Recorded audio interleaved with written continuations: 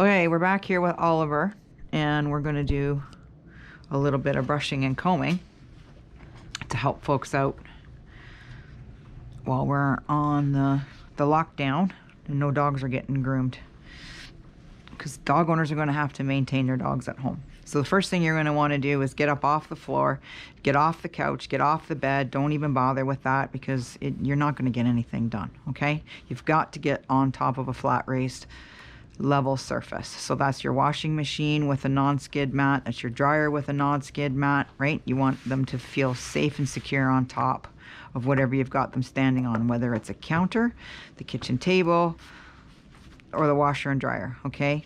Don't make them lose confidence by raising them up off the floor and then having that surface be slippery. That's number one. Number two, you have to have your slicker brush. Okay, and you hold your slicker brush. You hold it different ways depending on what part you're working on. Okay, depending on what you're working on is how you hold it. But a lot of people hold the brush like this, and they're really stiff, and that's just not very. It's just not very good to hold it like that. Just relax. Okay. So I like to start at the back end. So this is your holding hand, and your holding hand is important just as much as your brushing and combing hand. Okay, so you come in, lift the leg up. Okay, if you are going to sit there and do this and you think that your dog is going to stand there, well, Oliver's going to prove me wrong because he's such a good guy, but most dogs are going to go that way. Okay, they're going to get away from you. Okay, it's like, does your infant want its face washed after it's had its meal and it's moving its face around going, I don't want it, right? So that's what most dogs will do. So Oliver here is proving me wrong. So pick up. See how I'm holding my brush? Okay. I'm brushing it down because he's not matted, but he's got little knots and tangles that are, it's kind of kinky, and it just needs to be worked through because he probably hasn't been brushed in a day. Probably. Okay. Brush down, and then see how I changed my grip? I'm holding his foot. And see how I'm holding my brush? I brush up. Can you hear that sound?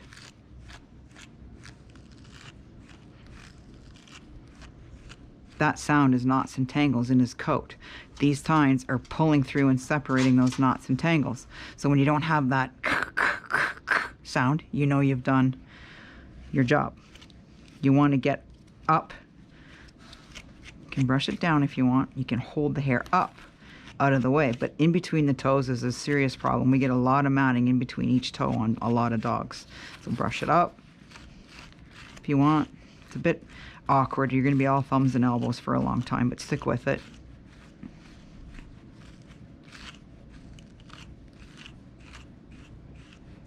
Okay, see how it's not making a bunch of pulling, snagging sounds? Okay, there's that. Now, metal comb, must have. This is your lie detector. That's what Andrea named it. See that? There's a snag there. There's a small mat there. So that means I got to go back over it with my brush. Okay? Because this comb tells you all the little lies that you tell yourself about how good your equipment and your tools are. Tells you all the little lies that you tell yourself about what a good groomer you are. Tells you all the little lies. So when the lie detector goes beep, beep, beep, beep, beep, by having a snag, like, see if we can find something here on Oliver. See, it goes through, and he's really well maintained, but on most dogs, it's going to go right through the coat. So you're not going to be pulling and yanking on your dog like that. You're going to get out your brush first and go through the coat. So see how I'm holding him with my free hand? This is a trouble spot in here because when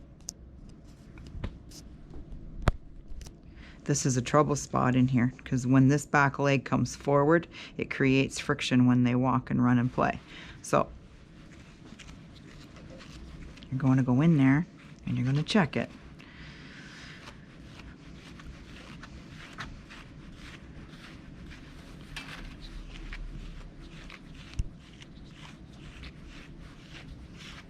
Doesn't appear to be anything there, does there?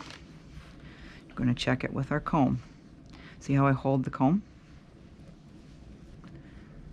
Don't want the metal comb with the handle.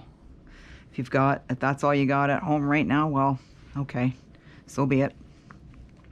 But these are better, the ones without the handle, okay? So see how I'm always facing what I'm working on, right? I'm not trying to do work over here on this side because I can't see what I'm doing. You're always looking at what you're trying to work on, okay? So then we turn them. I'm gonna take this off because it's just in the way. So again, your face is your holder.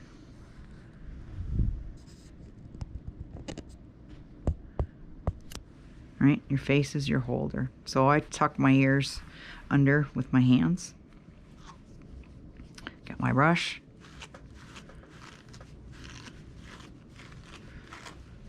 Here we go. Okay. Hold that ear forward because you get the back of the ear. A lot of owners miss this. Those that do brush, because a lot of people don't brush at all, and that's okay, but right now you're going to have to think about, maybe I should run a brush over the dog a little bit more often, because who knows when everybody's going to get into grooming shops again. Okay, but in behind the ears is a real trouble spot. So you don't get lost, you just did a spot, so follow up with your metal comb. Okay. Oh, look at that. There's the flea comb, just says. Doo-doo, doo-doo. Yeah, okay. Oh, gosh. I knew I put that there, too. Funny stuff. Okay, see, when you let go of your dog, it's going to, they drop their heads. That's a typical dog thing to do. So, let him do it. But just be aware that that's what they do. They drop their heads. Ears. We're going to talk about ears. I lay ears flat in the palm of my hand. I pinch with my thumb because you don't want to go pulling on that, right? You pinch with your thumb to stop tension and pulling and yanking on the actual ear, right? Ears are very sensitive. So I'm pinching and I'm brushing over the palm of my fingers, or the flat of my fingers, okay?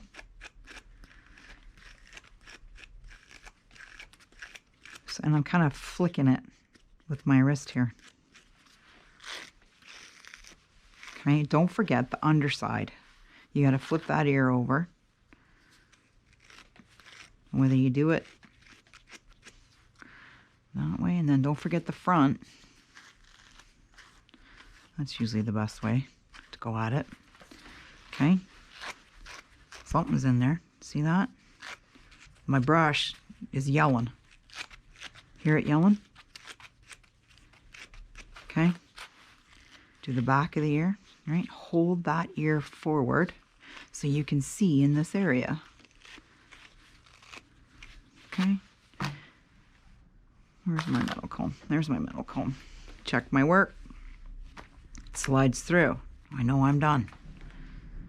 Except right there. There's a spot right there. I can gently pull it through, but if you get a good snag, don't go pulling it through with your comb. Put the comb down, pick up the brush, and go at it again. So we're going to do the front, legs, and chest and neck, because this is another area that keep your, oh, by the way, keep this clear out of your brush. There's your handle, right? See how I changed the position? So it just feels better to hold it in my hand that way. Okay, so there's that. Now, do you want to sit? Do you want to sit, Oliver? Do you want to sit? No, he doesn't want to sit. Okay. Pick up your front leg, hold it in your hand. Brush up from the toes. See how I'm holding my brush? And I got this hand is holding the hair. If you want to brush down, you can, because sometimes these brushes are a little bit aggressive and it gets owners a little bit afraid.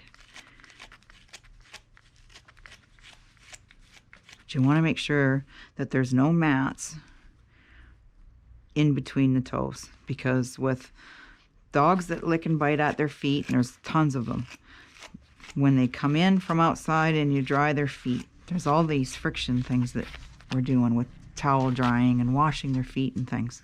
The hair gets wound around itself and it gets matted up. So you've got to get in there with a brush and a comb and get it out. And if you don't have a groomer to depend on for the next couple of weeks or month or who knows, you're going to need to know how to do this stuff. Okay? Put my elbow down on the table here. Support, but I got a hold of him. Here's my thumb, and there's my fingers. I push that foot back. Okay? Check my work with my comb.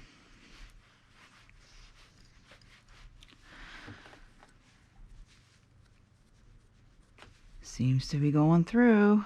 A little bit of snaggy there. He's also dirty. He needs a bath. So you'll notice that if your dog's dirty, it's harder to get your tools to slide through.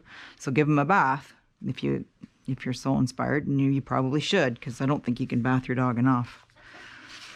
Just make sure you brush him and comb him after, because if there's any knots in there, you're going to make those knots tighter and bigger. So let's do the back leg. Up underneath.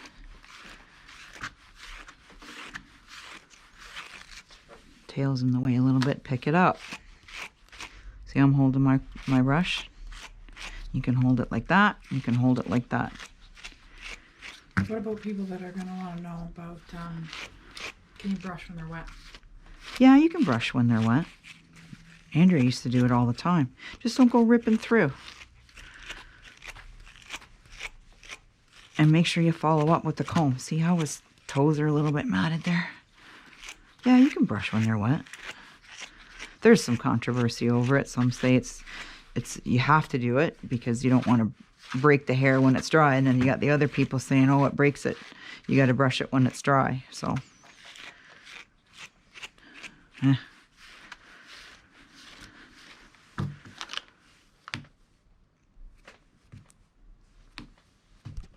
move down. Jess is trying to help me make sure that I'm staying in focus and you guys can see what I'm doing here, because I got the GoPro on my head. Okay. We brush that.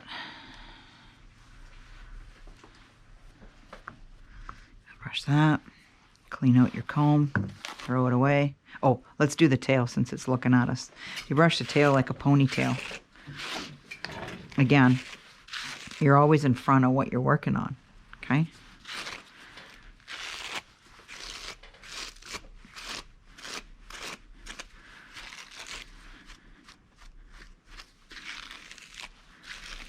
I'm holding tight up here. Well, not tight, but I mean, I'm trying to minimize the tension and the pulling on his tail by holding with my fingers. Okay.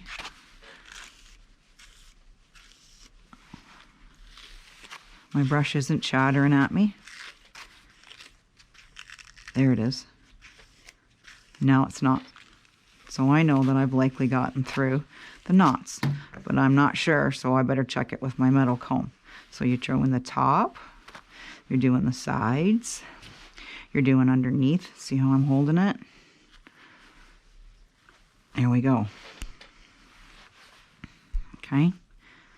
While we're here, let's check his backside, because this is a spot that gets matted.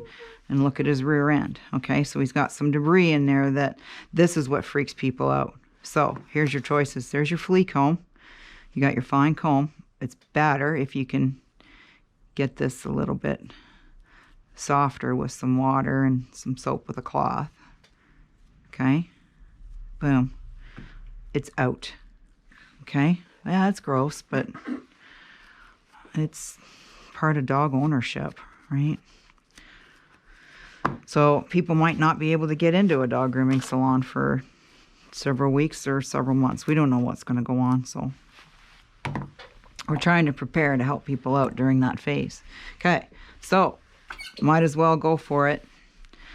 This is too hairy, right? If you don't have the hair here done, the stuff doesn't get stuck. Okay, I do a scissor width around the whole rectum. That's how I do it. So yeah, you're going to have to touch. You're going to have to get in there and get personal. Okay. What about the dog that's not going to stand? What about the dog that's not going to stand? Good point. Okay. So he's not going to stand. So you put your arm underneath. Hold your tail out of the way. Right? Hold arm underneath, hold the tail out of the way. He's probably going to go that way away from you. So you just hold him to you. Okay? Or, Jess, come on in and show how we would do it if he was being wild and crazy.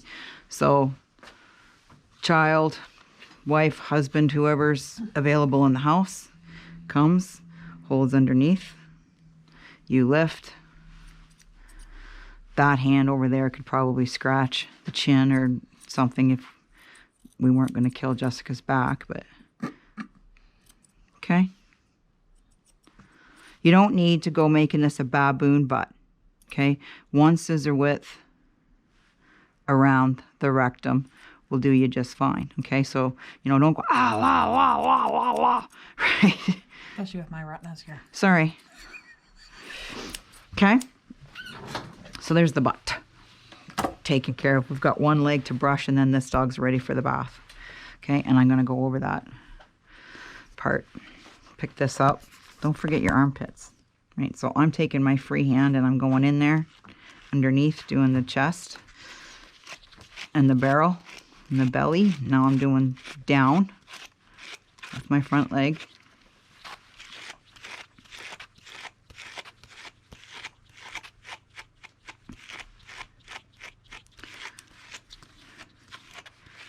Seems pretty good. Let's see what we got. Oh, there's a knot. Not too bad of a knot, but it's still a bit of a knot.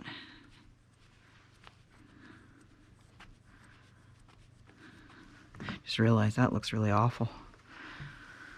Little Westy puppy last week having something to say about having his face scissored. Didn't like it. So I look like I've been through a war zone. Okay, you can be ambidextrous. You can hold and then change hands. But don't forget to go into the armpit. Oops, that's it. Knock the dog over. Go into the armpit area, the inside of the front leg, and into the chest area. Because a lot of dogs get really matted in this chest area, especially when they wear a harness. This is like... it's like no man's land in here. Nobody ever holds the dog by the chin and goes in here. That works. And goes in here and gets this out. They just don't think about it. I think they done 3 stripes down the back of the dog and think that the dog's brushed. Well, it's not.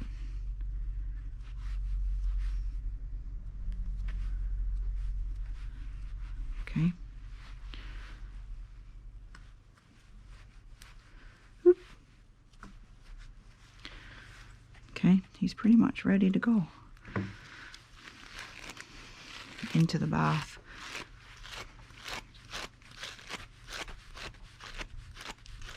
See how I'm pinching? I'm pinching that ear.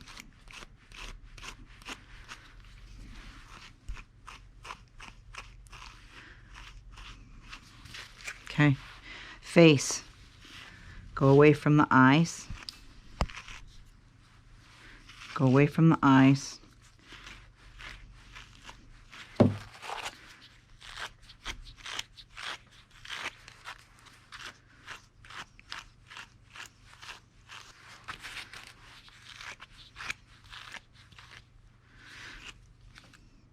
See?